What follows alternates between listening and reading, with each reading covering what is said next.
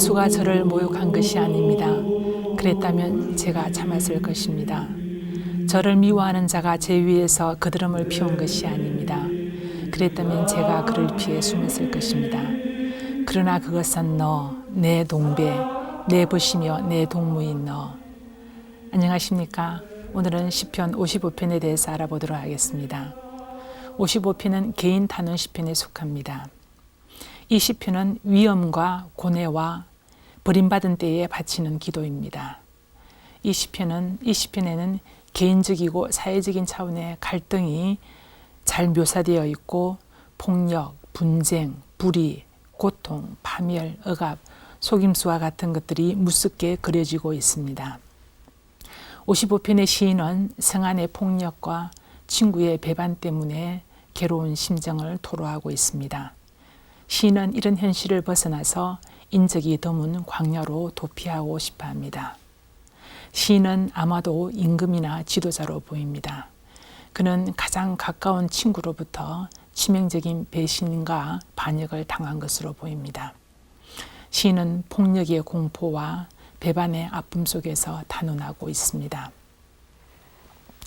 제가 생각합니다. 내가 비둘기처럼 날개를 지녔다면 나라가 쉬련마는 정녕 멀리 달아나 광야에 머물련마는 7절에서 8절입니다. 시인은 공포에서 벗어나 달아나고자 합니다. 비둘기가 도피의 상징으로 나오고 있습니다. 그는 한적하게 쉴 수 있는 곳을 찾습니다. 완전히 포위된 시인은 탈출구를 찾지만 가능성은 없습니다. 그래서 그는 공중으로 날아가는 환상을 펼칩니다. 그러한 상상으로나마 그 공포에서 탈출하고자 합니다. 날개가 도망의 의미를 잘 나타내주고 있습니다. 시인은 공포가 짓누르는 인간의 도시에서보다는 광야에서 살고 싶어 합니다. 예언자 예레미야도 예루살렘이 타락한 것을 보고 견딜 수가 없어서 광야로 도망가고 싶어 하였습니다. 광야에는 도시의 혼란이 없기 때문입니다. 그러나 광야는 악마의 장소입니다. 광야는 인적이 드물고 아무도 찾아올 수 없는 곳입니다. 또한 짐승들이 우글거리고 밤의 추위와 낮의 더위로 사람이 살 수 없는 황량한 곳입니다. 정말 광풍과 폭풍과 같은 무서운 자연의 바람이 이 광야에 있습니다. 그런데도 이렇게 무서운 광야에 살고 싶어 하는 것은 도시의 인간들이 너무도 무섭기 때문입니다. 그래서 시인은 도시에서 원수들과 함께 살기보다는 광야로 도망가고 싶어 합니다. 현실을 벗어나고 싶기 때문입니다. 원수가 저를 모욕한 것이 아닙니다. 그랬다면 제가 참았을 것입니다. 저를 미워하는 자가 제 위에서 그드름을 피운 것이 아닙니다. 그랬다면 제가 그를 피해 숨었을 것입니다. 그러나 그것은 너, 내 동배, 내 벗이며 내 동무인 너. 13절에서 14절입니다. 사회적이고 종교적인 폭력과 불의뿐만 아니라 우정마저 파괴가 되었습니다. 배신자는 시인을 모독하고 그에게 그드름을 피웁니다. 원수가 따로 있는 것이 아니라 가장 가까운 친구가 배신자가 되었습니다.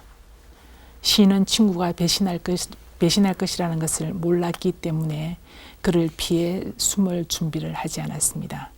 그리고 친구에 대해 아무런 경계도 하지 않았습니다. 친구였기 때문에 완전히 방심하고 있었습니다. 친구의 배신은 참기 어려울 정도로 고통스럽습니다. 벤시라는 동무나 친구가 원수로 변하면 죽는 것처럼 고통스럽지 않겠느냐고 합니다. 여기에서 친구에 대한 표현이 삼중적으로 나타나는데 곧 내 동배, 내 벗, 내 동무입니다. 시인은 친구에 대해서 너라고 2인칭으로 말하면서 옛 우정에 호소하고 있습니다. 가장 친한 친구의 배신은 내 고통에 초를 치는 것과 같습니다. 알려진 원수들의 악행을 참는 것은 어렵지 않습니다. 그러나 믿었던 친구의 배반에서 받는 상처는 싸맬 수가 없습니다. 내 근심을 주님께 맡겨라. 그분께서 너를 붙들어 주시리라. 의인이 흔들림을 결코 내버려 두지 않으시리라. 23절입니다. 사람들과 친구로부터 상처받은 시인은 이제 최종적으로 주님께 의탁합니다. 이제 그는 더 이상 슬퍼하거나 분노하지 않고 자신의 딱한 사정과 염려를 주님께 맡깁니다. 시인은 주님만을 의지하면서 주님께서 그를 지켜주시리라고 확신합니다. 의인의 운명을 그리고 있는 시인은 하느님께서 자신이 멸망하도록 내버려 두시지 않을 것이라는 것을 믿습니다. 친구마저 배반하고 세상의 모든 관계가 다 변하여도 주님만은 변치 않으십니다. 시편 55편의 시인이 폭력과 불신과 친구의 배반으로부터 아픔을 체험했듯이 우리도 살아가면서 많은 배반의 아픔을 체험합니다. 공동체 안에서 충성과 우정을 상실하여 아파하는 사람들이 많이 있습니다. 같은 직장의 동료들이나 상관들로부터도 많은 배신감을 느끼기도 합니다. 이런 것을 느낄 때 우리는 도망가고 싶어 합니다. 현실 도피의 충동인 것이죠. 누구보다도 가까운 친구나 공동체의 형제, 자매에게 당하는 배신은 인간성에 대한 배신이기 때문에 참으로 괴롭습니다. 친구에게 배신당하면 그 상처는 너무도 깊어서 평생도록 아파합니다.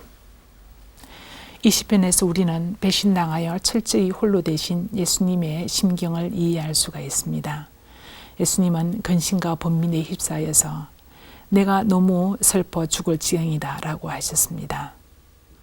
더욱이 예수님은 제자들을 종이라 부르지 않으시고 벗이라 부르셨습니다. 그런데 결국에는 같은 식당에서 빵을 나누며 동고동락하던 그 벗으로부터 배신을 당하셨습니다.